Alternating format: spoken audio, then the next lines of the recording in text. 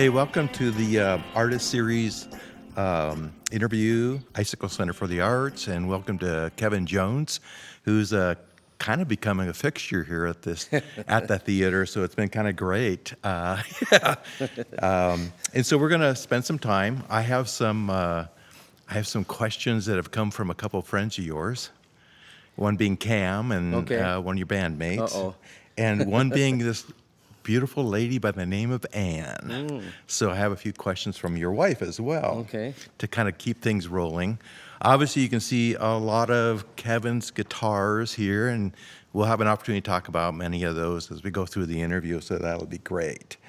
So let's start with some background kind of setting for you, Kevin. Kind of the who, what, where, your whole music kind of background. So it sets the audience up with who you are and what you're doing Sure. and so on. So maybe you can talk a bit about that. That'd be great. Good. Well, my parents bought me a snare drum when I was 11, and I played it for a month, and they decided he should have a guitar. So they took it away. They rented the snare drum, and then bought a Stella Harmony, which was $19, and that's kind of what started the guitar interest. And I got involved with bands in junior high school, and we did a recording of Godspell. And Eric, you'll like this. They had a recording truck in the back, and they had a couple of U-87s, which were new in 1973. And we had no idea what we were singing into. And but my band at that time had a chance to put a tune on the record because there was space. Oh, okay. So that was my first recording, was doing a Neil Young song on the tail end of a Godspell record. And oddly enough, the song was Down by the River, which is kind of a dark song. Yeah. Good song. So after that, I took lessons, and a guy named Ken Jacobson was a real influence on me as a teacher. And then in high school, more bands. In college, I met a guy named Steve Smith, who owns the Seattle Drum School. Yeah. And he hired me as a bass player. And actually, let me back up a step. In high school, we had a band with Cam Nichols, Dave Hacker, Kevin Nolan, Keith Watts. Cam was the singer, clearly the best singer. Hacker was the best guitar player. Keith played keyboards and Nolan played drums. And I thought, well, if I'm going to have any place in this band, I better play the bass. So Cam just happened to have in his closet a 73 Rickenbacker 4003. And I started playing the bass and kind of progressed in that direction for a long time through college. And then fast forward back to the Steve Smith story. He hired me to play bass in this funk band called One Step Further, 8-piece, 4 horns. Wow. And this dynamite singer that was just a real showman. And we toured fabulous places like the Wagon Wheel in Northern Oregon, and a lot of gigs in Eastern Washington. Kept on playing with Steve in a band called Opus, and we went all as far north as the Northwest Territories, and in a couple of vans, driving during the summer. Right. Played lots of gigs, and then after that, it was a band called the Jones, which I didn't name it. The guys wanted to name it the Jones, and that was with Mike Mattingly and his twin brother Mark Mattingly on drums, and Hacker on guitar. And after that, it was 3-Track Mind, which is that was my first official recording, was with 3-Track Mind. We did 2 CDs, and that's Christy Smith, Jennifer Todd, myself, and Steve Smith. And that band was really really fun because we all wrote, and so we each took turns doing leads, singing. And when we made this record, Paul Spear was the producer, and he's an award-winning, brilliant producer, engineer. And that's how I kind of got into my own recording interests, was mentoring with him. and he showed me a lot. And I have a studio now, and since then I've made a couple of solo albums and a lot of projects, and so that's kind of The breadth and the that's depth the gap of the whole thing. the gap there. All right. So, okay. Um, so, how many instruments do you own? Do you know? Roughly. A lot. A lot. Yeah. Yeah. Yeah. Yeah. I really enjoy just the energy that's inside these pieces of wood and steel, Right. and I was really into the pawn shop thing for a long time, and there was a time when you could go in and find killer deals at the pawn shop, but Right. with the internet, Right. not anymore. Right. And since COVID happened, oddly enough, I didn't go into a pawn shop the whole time for obvious reasons, and I just now that things are kind of lifted up a little bit, I masked up and I walked into one of my usual haunts, and there was like 2 guitars on the wall, and I said, "What's going on? What happened?" He goes, "Nobody's bringing in guitars because they're all playing them because they're at Right. home." Right. And well, that's cool. Well, and I've heard the same thing. I mean, I've talked to a music store owner here in Wenatchee, Steve Helm, from Avalon, and he cannot get equipment in. It's a lot of stuff is back ordered. I know I actually ended up building a Warmoth guitar, body and neck, and they got back ordered on everything because of COVID. Everybody was busy either building or playing and doing all kinds of things with their equipment. So. Yeah. So tell me a little bit about what past and present influence kind of has what's influenced your artistry. I know it sounds like we kind of grew up in this similar era. Yeah. And there's a lot of, great artists out there. But tell us a little bit about that part of Sure. it. Well, I think probably my earliest recollection is probably CSN and Neil Young.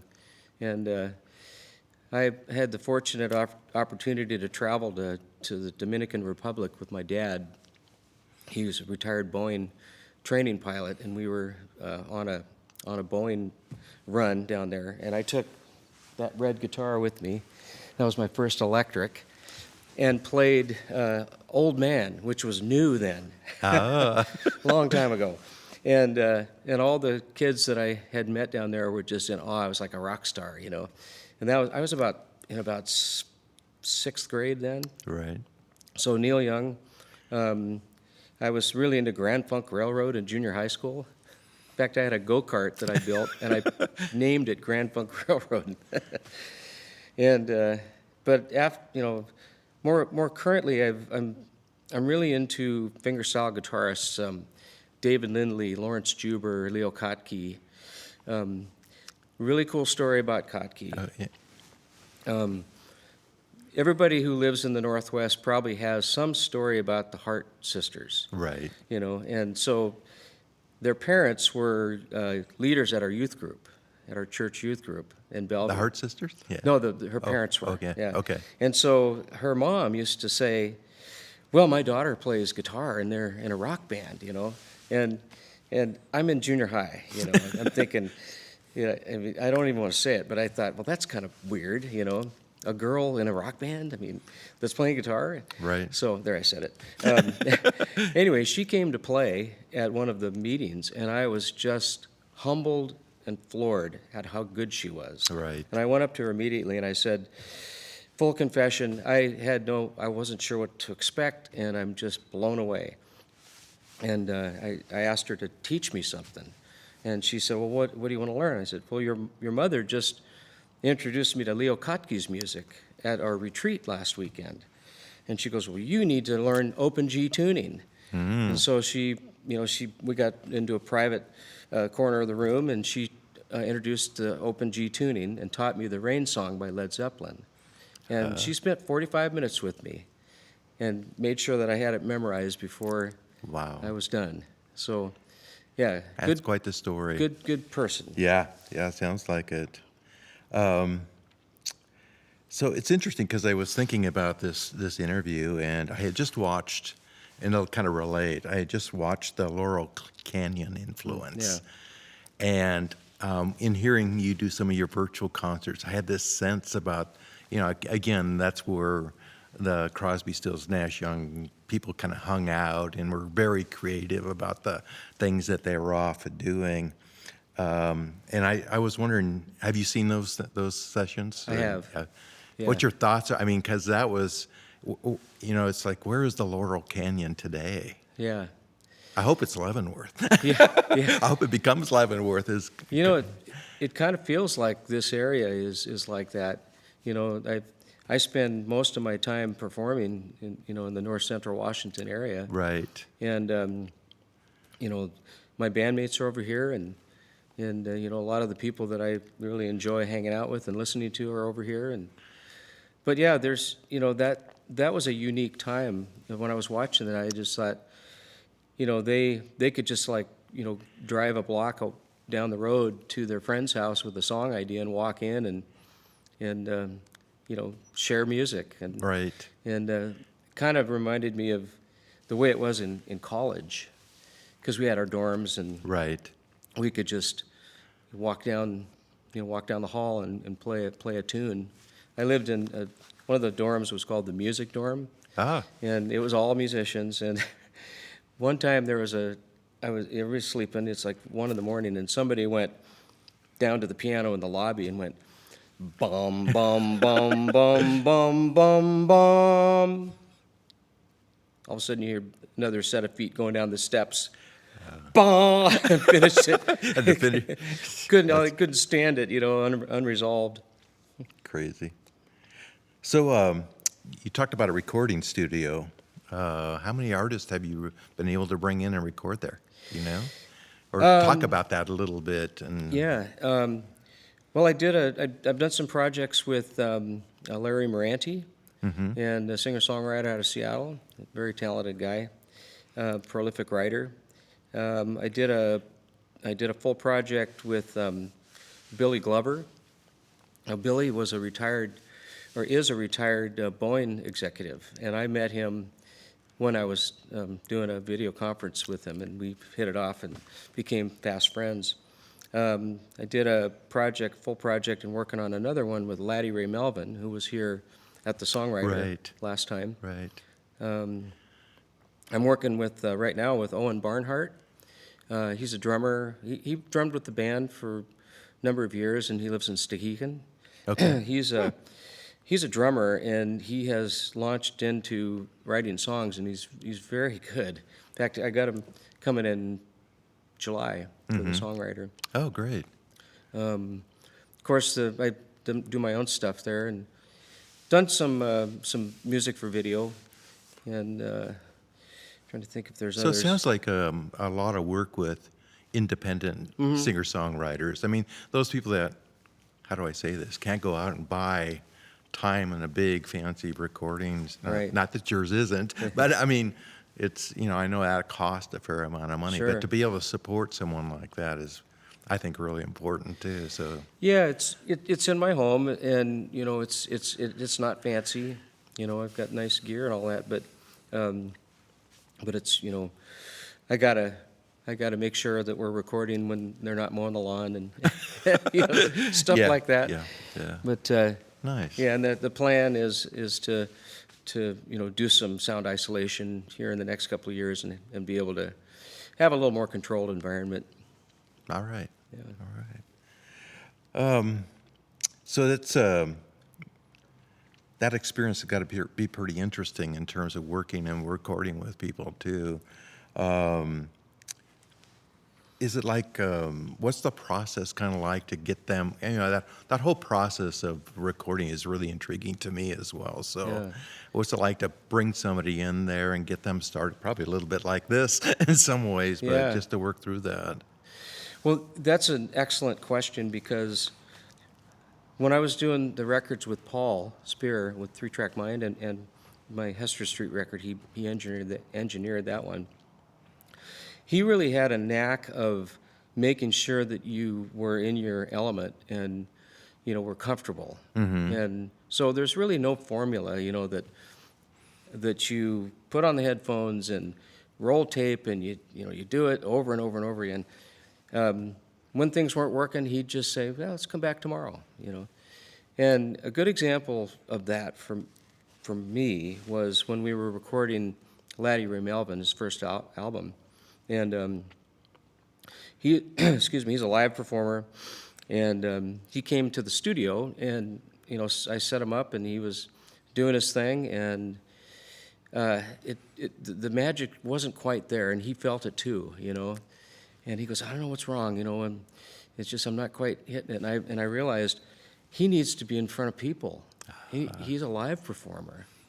So I met him at Cafe Mela in Wenatchee, and Darren Reynolds had owned the place at that time. And I called up Darren. I said, hey, can we book a weekend for Laddie just for the purpose of capturing his guitar and vocals, and that's it?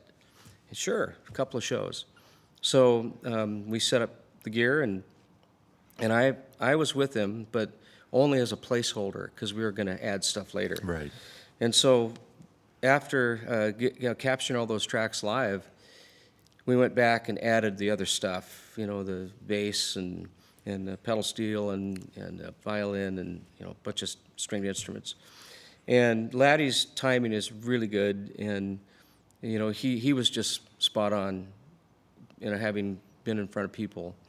And but we didn't want to lie to the people getting the records. We said, this is a live recording, but we also added stuff afterwards, Okay. just so you know. And there were about like 20 people in the audience, you know, and after each song, you know, there's modest applause, you know, just like a kind of a coffee house type deal. Yeah. And he said, does that sound anemic? And I said, no, it sounds real, you know. And so I fooled him on the first mix I sent him. I went out to a sound effects website and got a 40,000 audience sound effects who's cheering at like a football game with bullhorns and all this. And so I sent it to him for review, and he comes back and he goes, I didn't think there were that many people in there that night. Perfect. No, but Right. just getting people in the right element, Right. having them take off their headphones if they'd rather just hear their own voice, whatever makes it work for them. Nice. Well, I have other questions from your wife, but I want to stop and spend some time with these instruments. Okay. Since you were kind enough to bring them over, I know Eric and I talked about it'd be great to have some instruments out on the stage. So if you can spend some time with them and tell us a little bit of story and history behind them, it'd be Sure. really great. Yeah. I don't know about you, but I have a tendency to name all my guitars. Yeah, some of them do have names. Yes. No doubt. And usually the name is something historical or related to that particular guitar, so it's kind of fun to do that. Well, let's go with this one. Okay. This one right here is called the Obocaster. This guitar here. Okay. And my son's name is Owen, and when he was little, we called him Obo. Well, he's an artist in New York, musician, very, very talented guy. He's got a breadth of skills. Well, I gave him a blank primed Strat body and said, just paint, tell our collective story of music and art. Oh my Just, gosh. Just do it. And he spent about a year painting this. And I don't know if you can get close on this, but it's crazy. There's so much depth to what's going on here. There's a rose, and there's a pond, and there's bubbles, and shooting stars, and eyeballs, and all kinds of stuff. And it doesn't stop at the body. Yeah, so the back is even cooler. And so he finished this. Oh, they're right here. It's upside down, but there's a moonscape on the neck. You can see that. It's kind of cool. This is beautiful. So anyway, he finished this, and I sent it to my dear friend Bill Styler, who's also a luthier and a musician in Priest River, Idaho.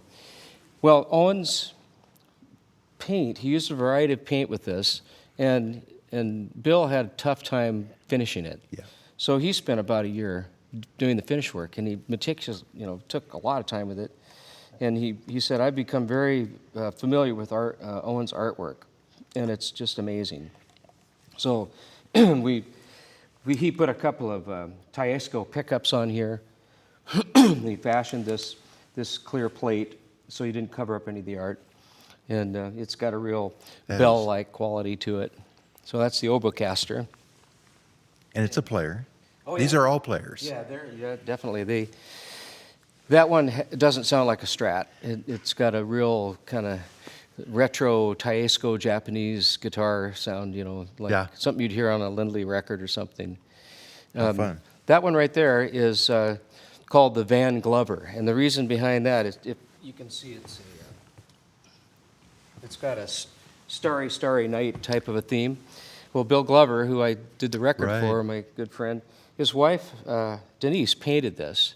So I bought this guitar at a pawn shop because the neck was nice. It's just a cheap guitar. I put stickers on the back, and, I was going to kind of give up on it not give up on it, but not take it out. So he said, "Why don't you give it to me? I'll try to fix it for you." And turns out that she painted this scene. So we call it the Van Glover. How nice. And it's a great sounding guitar with an awesome neck on it. Yeah. The other one I want to talk about is this. I'll have to go out of frame here for a minute. This guy right here has a good story. This is the Crosby, Stills, Nash, Neil Youngish guitar, huh? Yeah. This is a Lyle made in Japan, like 67 or something. And it's a copy of a Gibson 335, but it's the Trini Lopez headstock. And this was my first guitar when I was in 6th grade. And might be able to get a picture of that up later, but of me playing it. It's pretty funny. But anyway, so I played this guitar on the Godspell record and in bands in junior high, and I took it over to college and I sold it.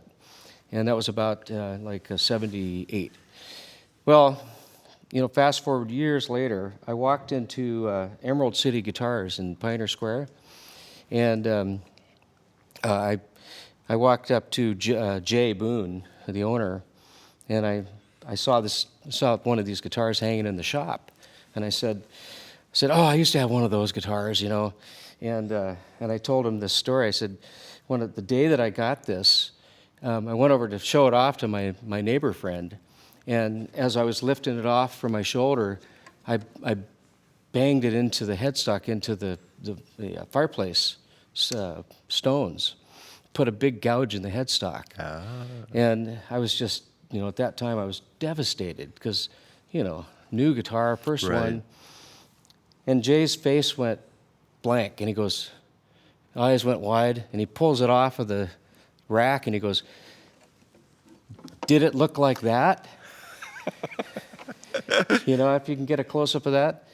And, when you accidentally damage something that's precious to you, you never forget it. Right.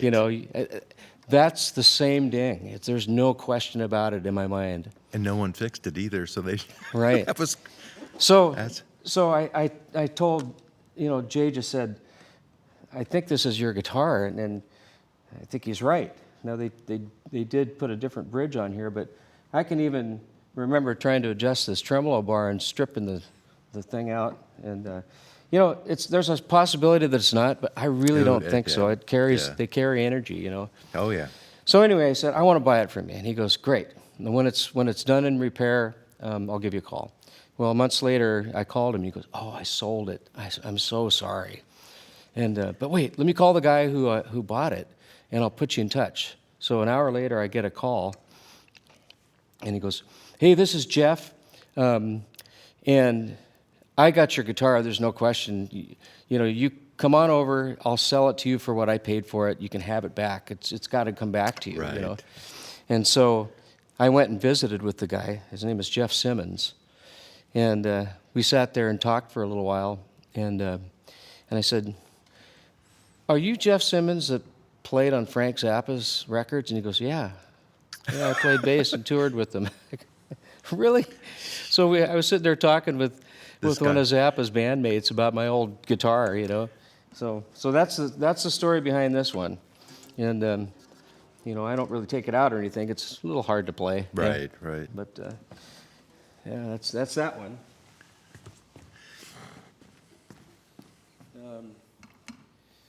I guess This is actually one of my favorites. this is the Irish bouzouki, and whenever I say it's bouzouki, Doyle in the band says Gesundheit.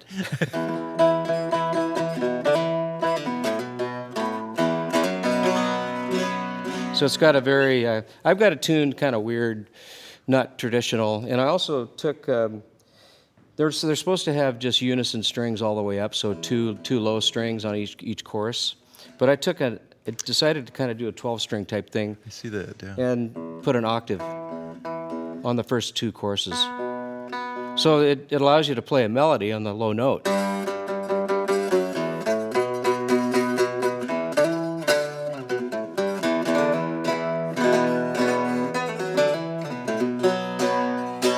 So, yeah, and I'm a big fan of David Lindley, and I've seen him many times and had some cool conversations with him over the years. He's a real accessible guy, and he comes out after the shows and talks to people, you know. So I asked him, he had one of these Trinity College bazookas with the Sunrise pickup in it, and they're magnetic pickups, so they got a lot of, they're low output, but they have a lot of low end presence without feedback. So I've got like 9 of these pickups, you know, in different guitars. And so he goes, you got to cut the sound hole out because the pickup won't fit in there otherwise. And I kind of, he could see the panic in my eye. He goes, you'll never look back. And so I said, okay. So I had my buddy Roger Hamilton trim this out and put the pickups in, and it did work. And worked so well, I got another bouzouki tuned to G with another one. So when I saw Lindley the next year, I went up to him and I said, hey, it's good to see you again. Remember me? I'm the bouzouki guy. And he goes, oh, yeah, did you cut the sound hole? And I said, yeah, you were right. I never turned back. So anyway. Yeah, I love the sound of that. It's amazing. Yeah, the Sunrise pickups are great. Jim Kaufman's the maker. He makes 1,000 a year, and then he's done. But I think he's going to probably be retiring pretty soon. But yeah, they're awesome pickups. So before I lose that thought, Mm-hmm. And I think I talked about it with Eden Moody at one of our first ones, and that's accessibility to artists. Mm-hmm. Because I think in a lot of cases people don't believe you have that kind of accessibility to artists, and I found myself being, if I hear somebody playing and I want to just fire off a note to them, I get an immediate response. You know, thank you. Mm-hmm. You know, it's like I really needed to hear that. Right. And it might be just timing. I really needed to hear that. Yeah. Right now. Right. Because I was to the point where it didn't matter anymore. I'm just a player. Yeah. Where in fact, when you acknowledge somebody for what they do, it sends the chills up on my. Yeah. But that's the kind of and I'd like your thoughts on that. Yeah. Because you've been around. You've now played with multiple bands, seen many people. It'd be interesting to know from an artist's perspective about that. As far as getting feedback and Yeah. what on Friday night, I was playing up in Woodinville, just doing a solo show at Patterson Cellars. Yeah. Just laid back deal. Well, this gal comes walking up to me, and she goes, "Can I ask you a question?" I said, "Sure." And she goes, "You played at my sister's wedding 32 years ago." And I kind of remember, but I just thought that's really cool. To make that connection, it made me feel really honored. So there's kind of this, and I think of it often with the great musicians as well, leaving this or having a legacy. I mean, that's kind of what that describes to me is there's this legacy attachment to artists that are out there, whether it's people we grew up with and listened to, or people like you that have, are out there playing, making a difference in a lot of people's lives. Yeah, so it's a kind of interesting thought. And I think that the people that are out there touring nationally and the big time type artists, they like to hear sensible feedback. Right. And I mean, I think for the most part, any kind of positive feedback is good and welcomed. But Bruce Coburn I'm a huge Coburn fan, and years ago I toured up to the Dawson Music Festival in not Northwest Territories, but the Yukon area. And I was with sitting in for a gal in the Laura Love Band, and Coburn was the headliner. So we were backstage, and I got a chance to talk guitars and songwriting and stuff like that with him.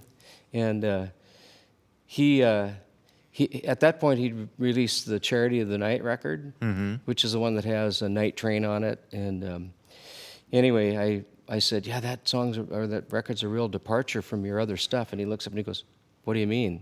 And I said, well, your other stuff has this really lush, full production, lots of landscape kind of, sonic things going on. And Charity of the Night is very dry, upfront mixed, hard pan left and right, kind of like a George Martin kind of, Beatles approach. And I said all this to him, and he goes, yeah. And he got, I'm glad I answered this question right.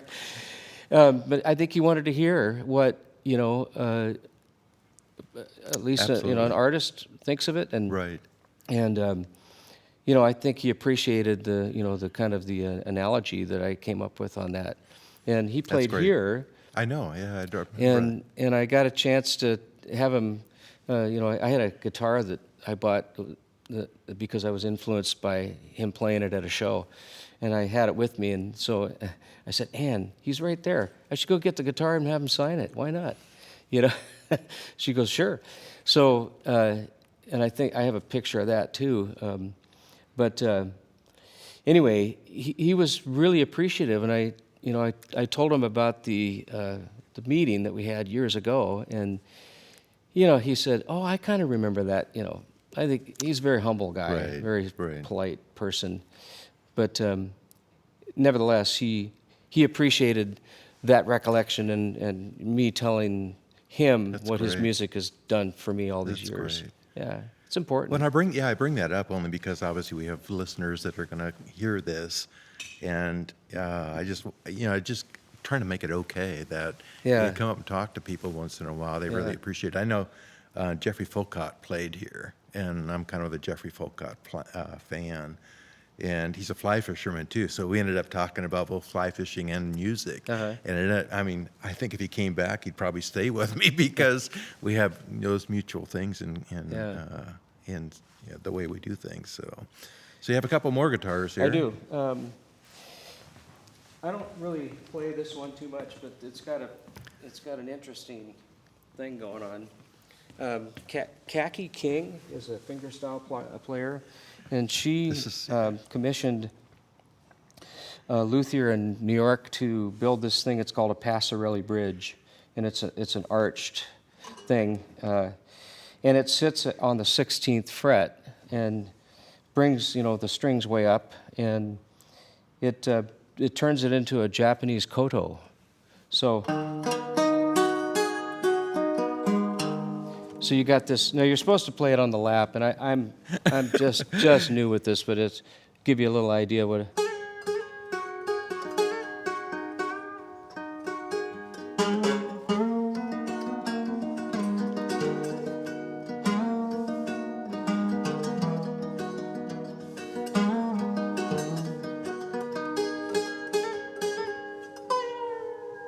So, and then this is one tuning, but on the other side it's like an interval that.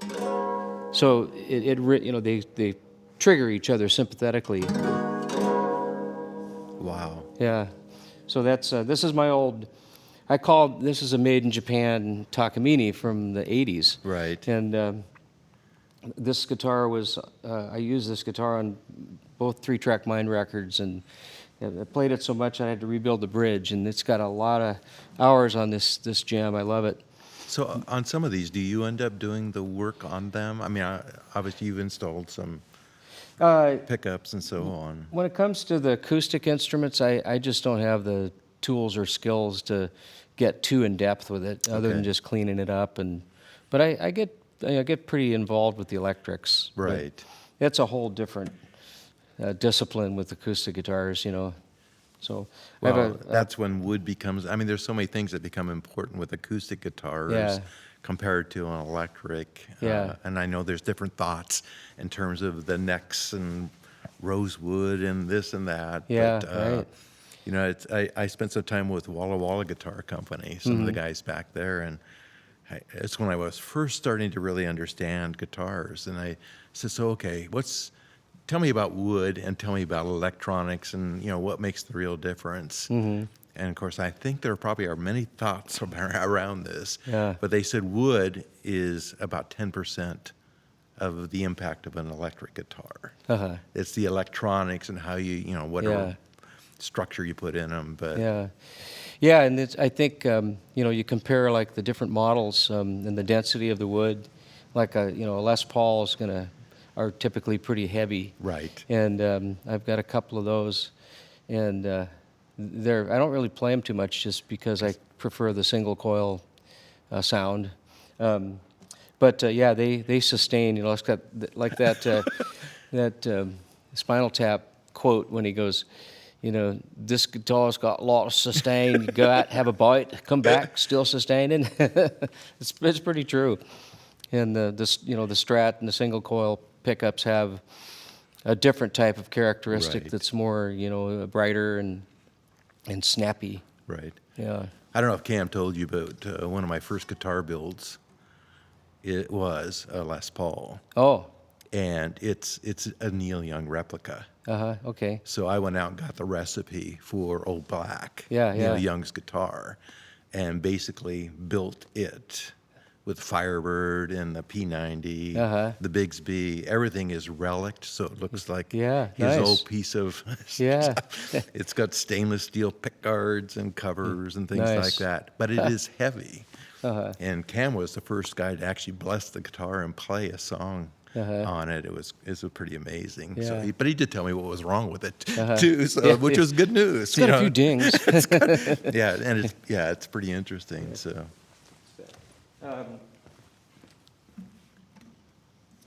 This is a 1958 K. This has got a cool story too. I talked about my friend Bill Styler. He was living in Burnett, which is near my home, and he and his brother used to buy and sell guitars online and stuff. Well, I went over to play. I was getting other work done on a different guitar, and this was sitting there. And I picked it up and I plugged it in, and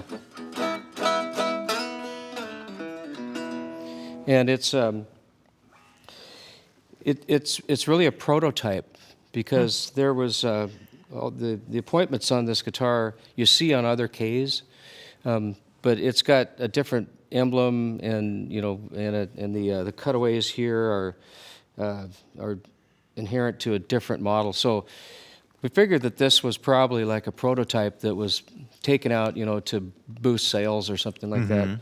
And they got these Barney Kessel Kleenex box pickups on it, which are just like, there's nothing that sounds like this, And anyway, I was sitting there playing this guitar, and there was just this strange energy that just kind of consumed me. And in my mind, I could see the guy playing this guitar. I mean, I just could picture him, It owned by a guy that played in a rockabilly band, and he had his camels tucked up into his sleeve, T-shirt, greased back hair, and just rocking it all these years. And so, anyway, I asked Bill, what year is this? And he goes, oh, it's 58. And I said, that's the year I was born. It's cool, So he calls me the next day and he goes, hey, my brother and I talked about it, and we think you need to have this guitar. We'll just sell it to you for what we paid for it. It just seems like it belongs to you. And so I thanked him and paid him, and fast forward years later, well, Bill got curious to find out who really owned this guitar. And he wasn't a famous person, but it was the guy I was thinking of. It was one owner that played for a living in a rockabilly band in California somewhere. And he got a hold of the guy and just said, your guitar is in good hands and it's loved, and I hope you don't want it back. And he goes, no, I retired long ago, but I'm glad it's I'm That's glad so it's where nice. it That's- is. So yeah, they carry an energy. There's you just think about how many gigs this was played on at. Right. Hundreds. To how many people? Yeah. It's amazing. Yeah. And you always know a good old guitar if you sniff the inside the sound hole and it smells like a basement. Oh, yeah. Yeah. So anyway, that's the 58K. And let's see. I guess the last one to talk about is this. This is a 1917 Knutson lap steel, and the design is a Weisenborn, which is a Hawaiian design, German name though. Yeah. I'm not sure about how that all works, but anyway, this is new for me. My friend Russ Young sold this to me, and it's super light, and it's had some repairs. I just recently fixed a crack, had Roger Hamilton fix a crack on this, but it's really solid. But what's breathtaking is the back of this thing. Wow. Look at that, it's Koa. It's all book matched. Everything's perfectly book matched. And it's That got is a amazing. beautiful, I'm just dabbling with lap steel.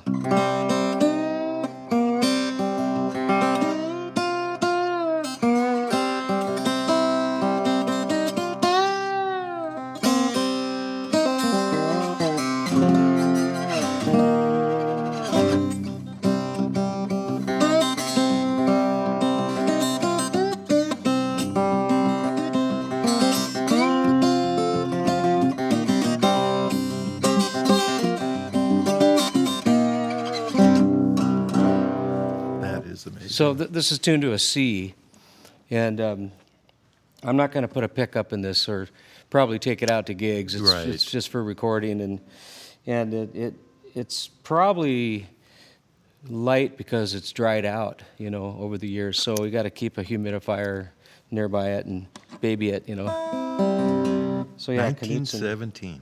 Yeah, isn't that amazing? So there they are.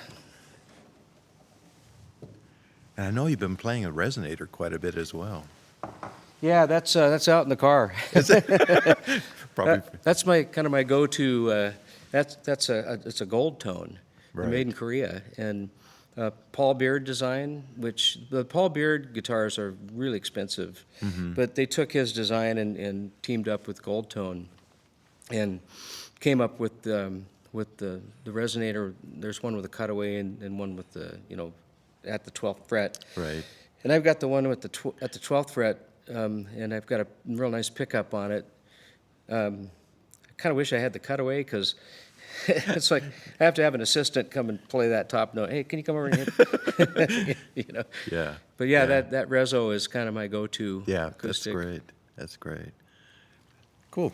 So I have a couple of questions from Anne. Okay. And I've seen her sing with you, which is really cool, on one of your concerts. So, what musicians? I know you've talked about some of them. What musicians has your band opened for?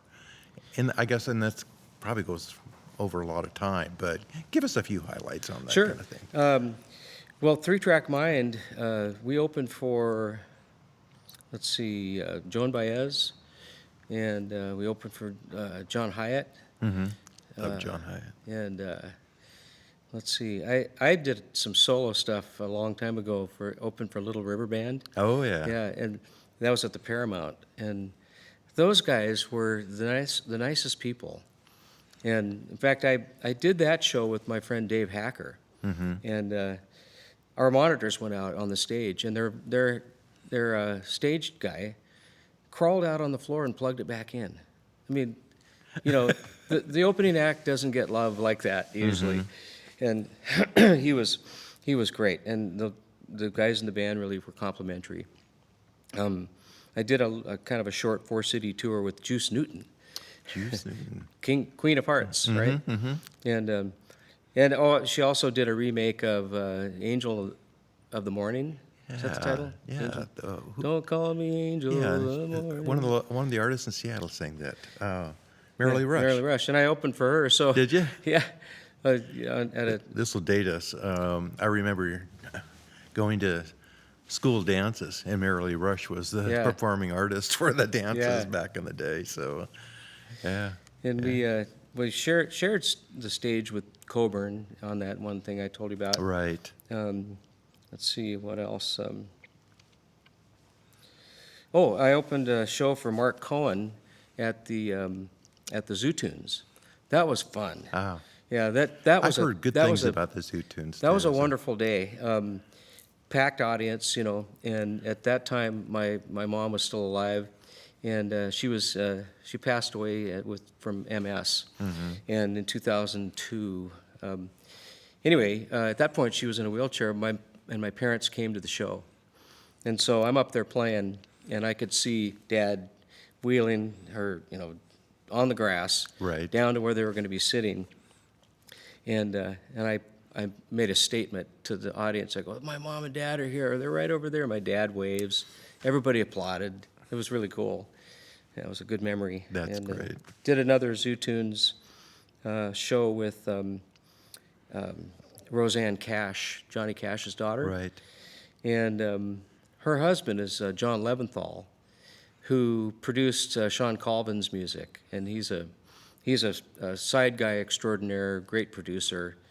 And that was a 3-Track Mind did that opening, and got to meet those guys and get pictures made at all these events. And the Baez thing was at the Opera House, and there were 3,000 people in the audience, and she was off to the side, digging the music and having fun, and really. We had a nice photo taken with her, and Great. And I got a funny story for you about that event. Jennifer Todd was in 3-Track Mind, and a longtime dear friend and songwriter. She's also a brilliant comedian. I mean, she could easily have made a career as a comedian, and would always offer these crazy anecdotes at our shows. So we're getting ready to go on, and all of a sudden this plume of halon overtakes the audience, and they delayed the show because they had to put fans on and well, somebody had broken into the the stage entrance and knocked over a guard and was trying to sneak in, and he took the halon and sprayed it all over the room. So we're on the stage doing our thing, and Christy Smith, guitar player, she had a new guitar, and the jack on it was super tight. And so she went to plug it in, and I checked it too, and it felt like it was plugged in, but it wasn't making any sound, And so we kind of had to take a little break to fix that just for a second. And so Mark Eiler was our guitar tech, and he comes running out. Well, Jennifer launches into this story, just like without thinking for a second. She goes, "You wouldn't believe what happened before we started. This crazed madman came flying through the back entrance and took the fire extinguisher off the shelf and knocked over a guard and sprayed it all over the place. And we thought that we were going to die back there, but we decided to wait and die out here." Perfect. I mean, she got a standing ovation. Yeah. It was perfect. Perfect. This one's from your wife as well, and it talked about the love of music and the outreach effect it has on music and family. You talk about that at all? Sure. And by the way, I had sorry before you start I was listening to Jackson Brown a while back, and he was doing an interview, and maybe you'll talk about this a little bit in the context, but he believes music creates community, and I personally believe that's extremely true. I mean, it's one thing that does bring people together, especially during times that we've been dealing with COVID and other things. Right, But right. I'd like to hear some of your thoughts Yeah, on sure. that as well. Well, I think it's a universal language. It's what I like to think about is it's the smallest. It has the smallest alphabet, but it reaches the most amount of people. So That's interesting. and that's something that no language can really do. Right. My kids are all musical, and they all have their own output, whether it's singing or playing or producing. They all, Producing art. yeah, right, yeah, as and they all have contributed to some degree in my music, and Anne is a great singer, and she's a real support.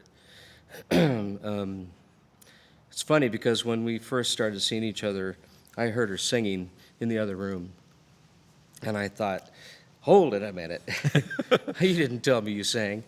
So we share that together, and yeah, it's definitely, especially during these times, we have kind of put together this little mock stage in my studio, and we've been doing these monthly live streams, together, and we've got a whole set's worth of music now, and Oh, they're you great know, fun. I mean, they and really are. I can't say that that wouldn't have happened without the issues we've been dealing with for Right. last year. Right. It probably just would have happened a little slower, Right. but yeah, it forced a lot of people to just turn inward and kind of be with family and so forth. And yeah, the music is an integral part of communication.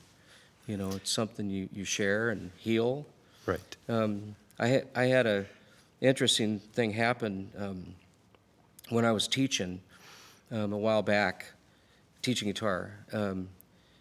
The Comcast guy came over to fix my internet.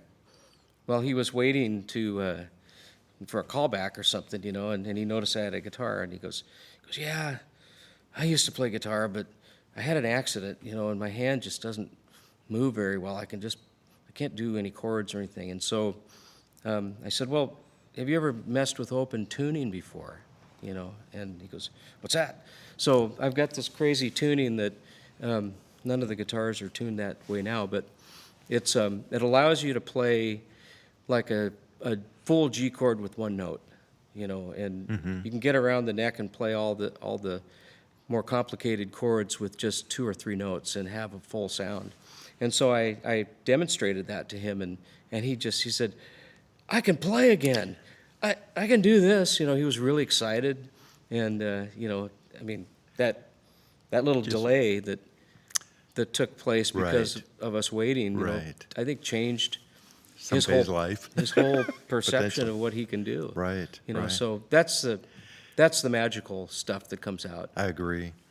And I mean, I have to thank Icicle Center for the Arts for some of the things that they do, because they bring in like a Mandy Harvey, and a few other folks that have had challenges in their life, and they get up here and perform as if it's not a challenge, it's an awakening to a Right. new way of doing things. Yeah. And it's pretty amazing. So these guys have brought that forward. So, anything in closing that you want to talk about that we missed? Did you say you had a question from Cam?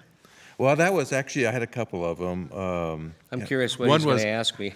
how many instruments? That was Okay, one of them. okay. Of course, Cam and I have often compared instruments as well. He's the one that gave me the acronym GAS, Guitar Acquisition right. Syndrome. Because once you start, it's really hard. Right. Because I know myself, I want something new and unique. And I want them all to be different, although I have about 4 Les Pauls now. I guess I'm a big guy, so I can carry a Les Paul. But now I'm really looking for, and that's why I really, when you brought some of these unique ones, that's where I gravitate, is the unique pieces. So, and then the other one was what artists, past and present, influenced you and your artistry. Okay. And that's where the Crosby, Stills, Nash. Right. And I know when I first heard you, one of the things I sent back on the virtual concert, sounds like Crosby, Stills, Nash and Young. Yeah, So. yeah. There's no doubt. Treetop Flyer, Stephen Stills' solo version of that. I heard it once when I was driving around, and he was just in the middle of the soloing part of that song, and I listened to it and I thought, man, whoever this is has had an influence on me, because Yeah. that's what I aspired to play, is that type of. Then they said it was Stephen Stills, and I thought, oh, of course. Yeah, I have an album I've gone back to listen to with Al Cooper and Stephen Stills and is it Blumquist? There's an interesting time where they were all playing together. Uh-huh. It's very bluesy and pretty interesting. Yeah, nice. Season of the Witch is on there. Oh yeah, It's kind of intriguing, but so this was the other one that Cam put out there, analog or digital. Where do you sit? okay. And I know if you talk to Neil Young, there's a lot of controversy Yeah. around that as well. I mean, so It's interesting. Trying to think how to answer this without going on for an hour. because I know this is for musicians. This is a kind of an interesting Yeah. topic. So The first 2 3-track Mind albums were done on a 2-inch reel-to-reel flatbed machine, and that was Paul Spear's machine, and he was mastering to RDAT, little cassette, and he was mastering to 1/4 inch, spinning at 30 inches per second, which is all analog. Everything's analog. And he said that the digital had come to a point with the DAT machine that it was replicating, true sound pretty well, pretty close, really close. And but then he jumped into Pro Tools later, and he said they've reached that point where they can get really close to analog. Now the difference is, in my opinion, is that there's digital distortion is heard right away. Right. You got to really be careful. Whereas analog distortion kind of is, a little more forgiving, and you could push they call it go for the red, previews are dead.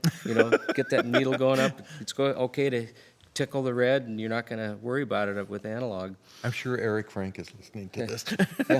And but the thing is that the first album in bulk tape for us was $1,500 just for the tape, and so you can buy a 2 terabyte hard drive for $90 now and put like 10 albums or whatever on it. So they've come a long ways, and I have all digital now. Right. Although I do have some analog stuff that I insert, which is kind of hard. In fact, I bought a piece from Eric a long time ago, a compressor, but for a while I was leaving the digital domain and going into an analog console, and then back again, that kind of brought a little warmth back into it. But since upgraded to a point where the converters I have now are doing that for me, so I sold the mixer. But I think digital is affordable, and people can have great studios at their home. Right. And Let that creativity. I support it. Yeah. Okay. One other point I want to make, though, is the one thing I'm really proud about with my kids is that they get what the roots are with art and music. So, they all do. Owen does computer art, but he does hand art. That's how he learned. In fact, he learned by doing these free walls, painting. And so they have these walls that was okay to paint, and some of the places it was not okay to paint. But he's just an amazing guy. He's courageous. He's Right. a courageous person. But anyway, so he understands that you got to feel the canvas and the paint, and you got to be in it and the motion before you can really do the digital stuff on a computer. And my oldest son Austin has recorded. He went to the Art Institute where they had all digital stuff and some analog, but he understands that theory too. Is that you need to understand the roots and the analog before you can really successfully do the digital and and have it be true. Right. You know. Right. And I've got an old wire recorder I bought at a pawn shop, and that's the stuff that Robert Johnson was recording with, and all those guys back then, and so. I mean, it's low fidelity. It's horrible, but Right. There's something really true about it. Right. Yeah. In fact, I rebuilt a stereo system from the 70s. It's a 74 set of speakers. They're clips, big cornerstone kind of speakers. And then I bought a custom-built tube amp to go with it, and then the turntable. And I can flip between my obviously my CD player and my turntable Right. to hear the difference between the two, and it's pretty interesting. Yeah, So yeah. you still like the scratches in the records once in a while. Right, yeah. Brings back lots of memories of creating those scratches in some cases. Yeah. Because some of these came from high school times, Yeah. so it's great stuff. So. Well, I think we're about done Okay. with this, and it's been great. I'm glad you brought the family out, and in two ways, to be able to talk about the family and then be able to talk about these Yeah. as well. A lot of history, Yeah. history. Yeah, they're good stories, and I appreciate you talking with me Great, today. yeah. And thank you for the Icicle Center for the Arts for what they do and bringing the artists forward and giving us the opportunity to actually do this kind of work. I think it's great to let the rest of the community know what's going on too. Yeah. So. Thanks.